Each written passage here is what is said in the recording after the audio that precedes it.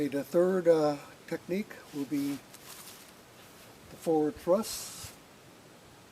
And so it's going to come again from this guard position. And all you're going to do is thrust the sword forward. If you're coming from low, it can go straight or it can go forward. Usually go in the straightest direction, so to go from low to straight.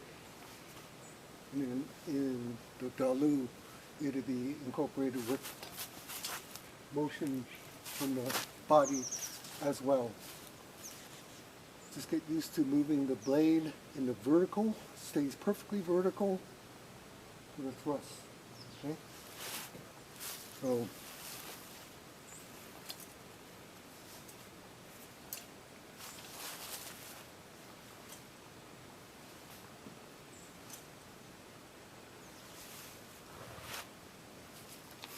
in between your practice, again, if you want to take a break, you can walk around with the sword in your offhand, like this,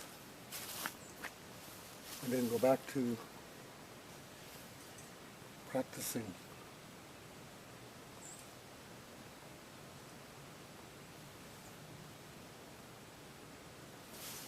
Wrap, forward, thrust, wrap, forward wrap, thrust.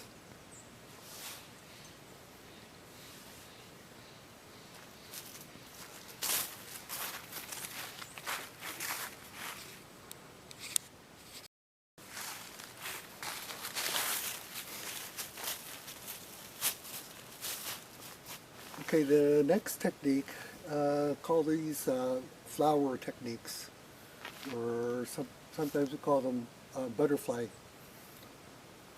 In the traditional forms, the first master that I studied with, we did almost no twirling of the sword with considered fancy stuff, flowery stuff. But as the wushu, which emphasize more acrobatic and sports from the traditional functional, the wushu got more acrobatic. They incorporate much more flowery spins of the sword, kind of like a baton spinning. So if you learn wushu, you're going to want to learn manipulating the sword like a flower. In traditional, the blade direction is always critical. So if you're doing the forward flower, the blade will be coming forward as a slice, like that. But in the wushu, because they emphasize more flash, they tend to do the flower with the back of the blade because it's easier to get faster manipulation with the back of the blade because of the way the wrist works. Okay, so you can practice both ways. You're free to play with the sword a little bit. Okay. So on the reverse, it's called reverse flower because you're uppercut.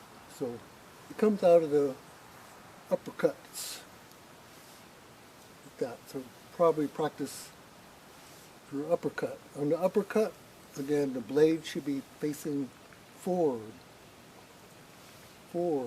and the slice, pretend there's a wall right here and you're a hallway, so you want the sword to come in close and then close to your body, like inside of a hallway, not out here like that. Okay, vertical. On the flower,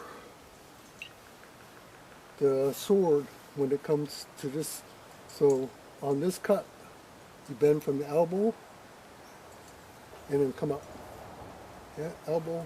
So the elbow is pretty fixed position.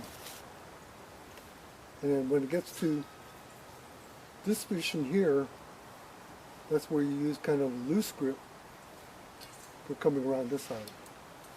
Elbow, elbow, elbow, elbow, elbow. Again, try to keep the sword close in so the circles are vertical on both sides. This hand can just basically follow for now.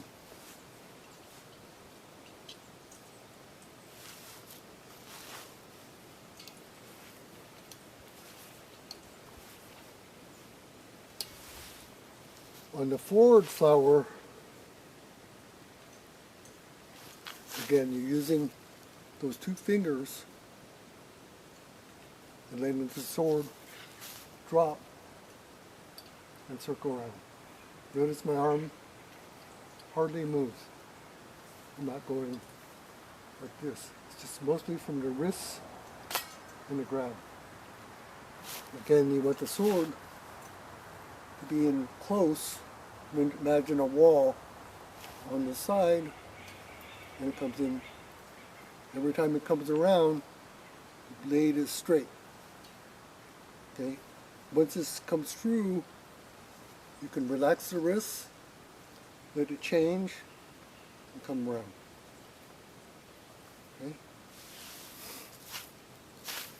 On this side, again, break from the elbow, come around. Okay, on this side, break from the elbow, the reverse, and same here.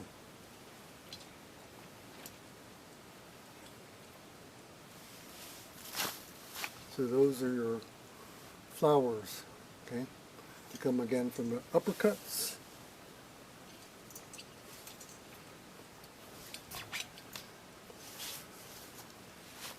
Okay, you got one more. This is called, I call it a pointing circle because you're coming with a blade.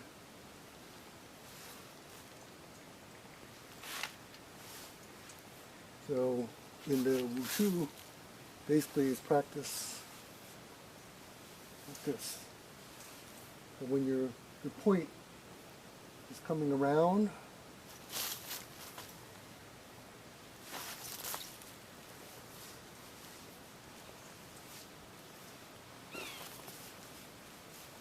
like that. Just make sure you don't come down into your leg. Make sure that you practice slow, slow, come back with the point of the blade, around, point of the blade, like figure eights. Okay, that'll give you a way to kind of work with the sword. Okay, and then one more, the chopping. Slicing,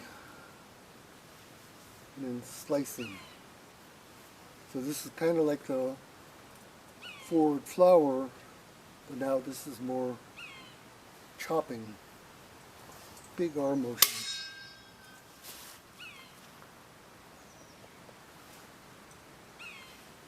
Again, let the weight of the sword do the work. Just relax your arm.